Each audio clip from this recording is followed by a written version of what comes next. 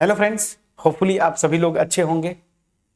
तो यहाँ पे मैपिंग या ट्रांसफॉर्मेशन, मैंने लास्ट वीडियो में बोला था कि मतलब वही है, ये भी फंक्शन ही है, लेकिन जब मैपिंग या ट्रांसफॉर्मेशन कॉम्प्लेक्स एनालिसिस में यूज करते हैं तो थोड़ा सा सेंस इसका अलग हो जाता है। उसी को हम डिस्कस करेंगे, जबकि रियल फंक्शंस में चाहे मैपिंग बोलिए या फंक्शन बोलिए, दोनों का मतलब सेम रहता था, लेकिन यहाँ पे ऐसा नहीं है। अब आते हैं फर्क फिर क्या है। मैं बोलता हूं कि कॉम्प्लेक्स फंक्शन, मैं अगर बोलूं कि कॉम्प्लेक्स फंक्शन या सिंपली फंक्शन, ठीक है ना, और यहां पे मैं बोल रहा हूं मैपिंग, तो इन दोनों में मतलब फर्क क्या है। तो देखिए, फर्क एज इट इज कुछ भी नहीं है। अगर ऐसे देखेंगे ना तो ये मैपिंग भी फंक्शन ही होता है, लेकिन सेंस की बात बोलते हैं, मतलब कब हम मैपिंग टर्म यूज करेंगे और कब फंक्शन यूज करेंगे, बस यही मैं बताना चाहता हूं।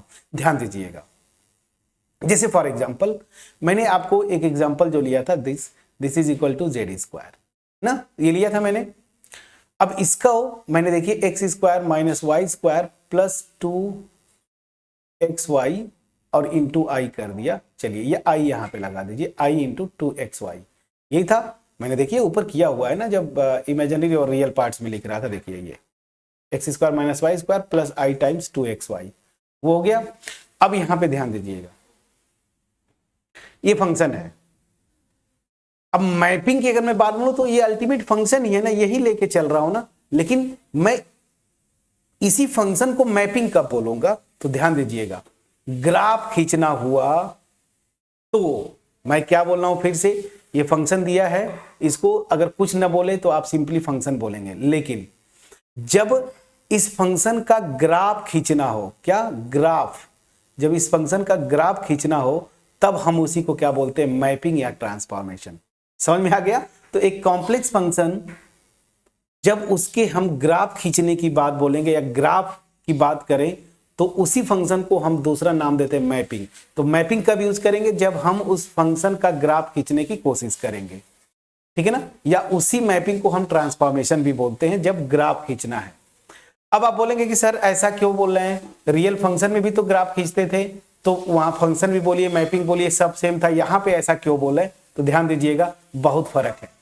रियल फंक्शन, एक एग्जांपल लेता हूं, y equal to f x equal to, बहुत आसान सा एग्जांपल लिया मैंने, x, ठीक। इसका ग्राफ मैं बोलूं तो देखिए, एक ही प्लेन पे, मतलब ये x एक्सिस हुआ, यहां पे y एक्सिस है। प्रॉब्लम यहां पे क्या थी, एक इंडिपेंडेंट वेरिएबल x है और डिपेंडेंट वेरिएबल y। तो इसको मैं इधर इंडिपेंडेंट वेरिएबल की वैल्यूज और y की तरफ डिपेंडेंट वेरिएबल की वैल्यूज, और इसको जब मिलाते थे आप तो y इक्वल टू x, अगर मैं सही हूं अगर, तो ये मेरा ग्राफ आता था। ये है मेरा y इक्वल टू x का ग्राफ, स्ट्रेट लाइन। अब यहां पे जरा आइए, जरा यहां पे आइए, सेम मैं लेता हूं, आप इसी से मिलता जुलता। अगर मैं फंक्शन को डिफाइन किया w equal to f z, ठीक है ना, दिस इज इक्वल टू ये जो ऊपर लिखा है इसको, तो ये जेड स्क्वायर मतलब x square minus y square, ठीक है ना, प्लस आई टाइम्स 2xy। अब ध्यान दीजिएगा, अब ध्यान दीजिएगा, यहां पे जो मेरा z था ना ये, और w, ये मैंने जो लिखा है, तो यहां पे अगर इसे लिंक करेंगे तो ये मेरा क्या है, इंडिपेंडेंट वेरिएबल, और ये w मेरा क्या है, डिपेंडेंट वेरिएबल। अब यहां पे प्रॉब्लम क्या होगी, रियल फंक्शन में डिपेंडेंट और इंडिपेंडेंट को एक ही प्लेन में, मतलब ऐसे ग्राफ खींच देते थे, लेकिन अब यहां पे फर्क क्या हो रहा है समझिएगा। जो यहां पे इंडिपेंडेंट वेरिएबल जिसको मैं बोल रहा हूं z, ये भी क्या है, खुद एक्स वाई का फंक्शन है ना। देखिए एक्स प्लस आई वाई कहां गया, जेड को अगर आप एक्स प्लस आई वाई लिखते हैं तो ये एक्स वाई का फंक्शन है, और जो डिपेंडेंट वेरिएबल जिसको आप डब्ल्यू बोल रहे हैं ना, ये भी क्या है, एक्स वाई का फंक्शन है। देखिए कैसे, u x y plus i v x y, ठीक है ना, तो ये भी एक्स वाई का फंक्शन अल्टीमेट अगर मैं बोलूं, ठीक है ना। तो मतलब क्या हुआ कि यहां पे अगर इसको मैं एक्स प्लस आई वाई लिखता हूं तो ध्यान दीजिएगा, अगर इस फंक्शन का ग्राफ खींचना हुआ तो मुझे दो प्लेन चाहिए ऐसा, ठीक है ना, दो प्लेन्स चाहिए। कैसे, ध्यान दीजिएगा, एक प्लेन में मैं z की वैल्यू खींचूंगा, ठीक है ना, z की वैल्यू जैसे x प्लस आई वाई, तो इधर मैं x लिखता हूं, इधर y लिखता हूं। आपको पता है ना, कोई कॉम्प्लेक्स अगर 2 प्लस आई वाई है, 2 प्लस मान लीजिए 3y, ऐसे 2 प्लस 2i फॉर एग्जाम्पल, या 3i कर दिया।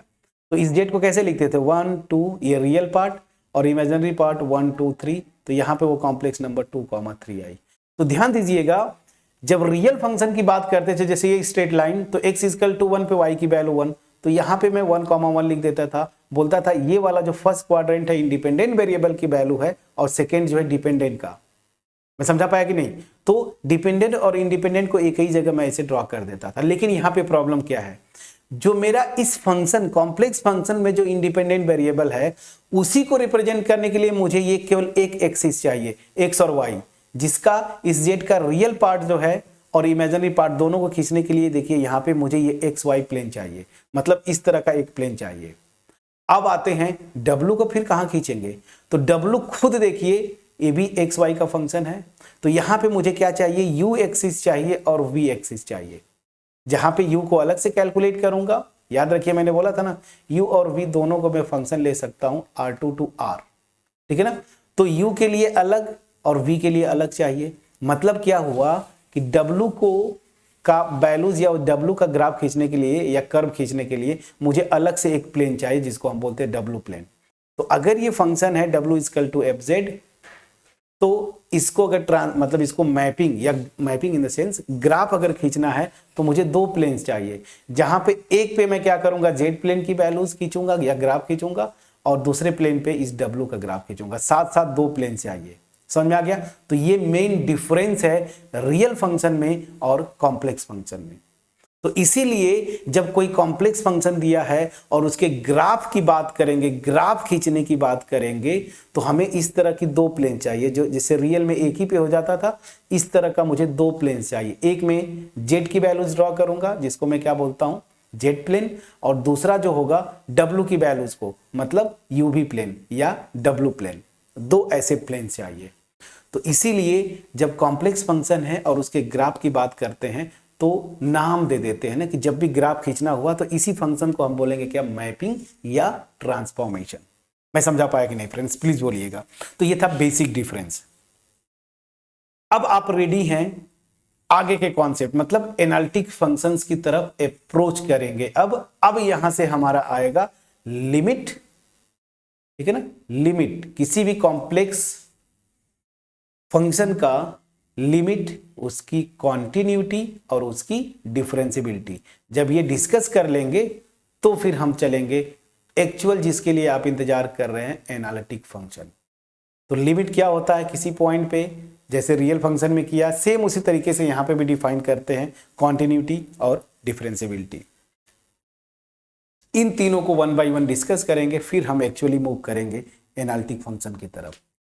बेसिक अब आपको यहां तक बेसिक था। इस वीडियो तक मे भी आपके एग्जाम में डायरेक्ट क्वेश्चन न पूछा जाए, ठीक है ना, न पूछा जाए। आप बैचलर लेवल पे हैं तो हाँ, अगर 12 लेवल पे होते तो शायद यहीं से क्वेश्चन पूछते, इतना ही सिलेबस होता है। बट हालांकि 12 लेवल पे फंक्शन नहीं होता, जो 1 to 7 वीडियो मैंने अपलोड किए थे ना, या 8 जो नया सीक्वेंस मैंने शुरू किया सीरीज, तो 8 तक ही आपका 12 पूरा दम तोड़ देता है, 12 खत्म हो जाता है, उसके आगे आपका बैचलर शुरू होता है। बट यहां तक मे भी क्वेश्चन ना पूछा जाए, ठीक है ना। लेकिन लिमिट, कॉन्टिन्यूटी, डिफरेंशियबिलिटी, इन पे क्वेश्चंस बनते हैं, ठीक है ना। होम एग्जाम्स की अगर बात बोलूं, बनते हैं। और न भी बने, अगर वो डायरेक्ट एनालिटिक फंक्शन से भी क्वेश्चन बनता है तो यहाँ पे लिमिट्स का भी यूज होगा, कॉन्टिन्यूटी का भी यूज होगा और डिफरेंशियबिलिटी का भी यूज होगा। और इन सब को सीखने के लिए अब तक जो आपने किया इस वीडियो में, इन सब का यूज होगा। तो मैं क्या रिक्वेस्ट करूंगा, if you are really serious about learning the complex analysis, so please make a note ना, एक कॉपी लीजिए और उसका नोट्स बनाइए। ओके, मैं ये नहीं बोलता कि मैं बहुत बेस्ट पढ़ाता हूं, सबसे अच्छा पढ़ाता हूं। मेरा एफर्ट जो होगा, मेरा अप्रोच यही होता है कि मैं आपके लेवल पे जाके सोचता हूं और उस तरह का कंटेंट तैयार करके आपके सामने डिलीवर करता हूं। मैं जो मेरा एज ए स्टूडेंट से मेरी जर्नी थी, मैं फिजिक्स का टीचर बनना चाहता था। बट टीचर का जो पावर, मैं आप बोलूँ ना, आपके लाइफ में जो रोल है, तो एक सर मिले, पीयूष खरे सर, जो मेरे गॉड ऑफ मैथमेटिक्स में बोलता हूं, तो शायद फर्स्ट टाइम उनका नाम मैं ले रहा हूं आपके साथ। तो उन्होंने क्या किया, इंटरेस्ट मेरा फिजिक्स से मैथ की तरफ कन्वर्ट किया। फिर मैंने जब पढ़ना शुरू किया तो चीज़ों को शुरू में रटते थे, जैसे मैं भी आप लोग रटते हैं। फिर बाद में मैथ्स को पढ़ना सीखा, क्योंकि फिजिक्स मेरा फेवरेट था, तो वहाँ पे सोचना होता है, लिंक किया। और जब चीज़ों को आगे करते गए, खास करके प्योर मैथमेटिक्स में, तो आपको लगता है कि अरे यार ये तो फिजिक्स ही है। ठीक है, तो वहाँ से जो मेरी स्टार्टिंग, जो सीखने लर्निंग प्रोसेस शुरू हुआ, और मोर देन 20 ईयर्स में आपको बोलता हूँ मेरा टीचिंग एक्सपीरियंस है। तो ये जो मेरा टीचिंग एक्सपीरियंस है, मैं ग्रेजुएशन लेवल से ही, चूँकि मुझे शौक था टीचर बनना है, तो मैं ग्रेजुएशन लेवल से ही पढ़ाना शुरू कर दिया था। तो मेरा जो एक्सपीरियंस है और जो मैंने एज ए स्टूडेंट सीखा, सब मिक्स करके आपके सामने आपके लेवल पे जाके डिलीवर करता हूँ। तो शायद ही कहीं पे, मैं ये नहीं बोलता कि मेरा यूनिक होगा, लेकिन शायद ही आपके लेवल पे जाके सोच के इस तरह के क्वालिटी कंटेंट को डिलीवर करना शायद कहीं कोई करता हो। मैं नहीं बोलता, जरूर होंगे लोग, एक से एक महारथी है, बट मेरा अप्रोच यही होता है कि आपके लेवल पे जाके करना। नोट्स बनाते रहें। मैं आपको इस चीज़ का एश्योर करता हूँ, गारंटी तो किसी चीज़ का नहीं ले सकते, बट एश्योर करता हूँ कि आप नेट लेवल के भी क्वेश्चंस अगर जब पढ़ेंगे या सॉल्व करने की कोशिश करेंगे, अगर ये नोट्स रहेगा, बैचलर लेवल पे मैं जो पढ़ा रहा हूँ वो भी वहाँ पे बहुत बेनिफिशियल होगा। इन वर्ड्स के साथ मैं ये वीडियो फिनिश करूँगा, बट एक ही चीज़ मैं बोलता हूँ कि क्यों, क्या रीज़न है कि मेरे जो चैनल पे 70% या मोर देन दैट ऐसे व्यूअर्स हैं जो रेगुलर विजिट करते हैं बट सब्सक्राइब नहीं करते। थोड़ा सा डिमोटिवेट करता है। फ्रेंड्स, प्लीज़ चैनल को सब्सक्राइब करें, फ्रेंड्स के साथ शेयर करें, ठीक है ना। और जो मेरा मोटिव है ना, मास में लोगों के पास क्वालिटी कंटेंट डिलीवर करना, मैं बिल्कुल अप्रिसिएट करता हूँ। बीच में 2 या 3 ईयर्स में बिल्कुल यूट्यूब से रेगुलर टच से बाहर था, कभी कभी वीडियोज़ बनाता था due to some reason, but अब मैं आया हूँ, कंटिन्यू करूँगा, आपके साथ लगा रहूँगा। तो इन वर्ड्स के साथ ये वीडियो फिनिश करता हूँ। नेक्स्ट वीडियो में मिलते हैं, लिमिट, कॉन्टिन्यूटी और डिफरेंशिएबिलिटी करते हैं, ठीक है। तब तक अपना ख्याल रखें, पढ़ाई करते रहें। Thank you so much for watching my videos friends.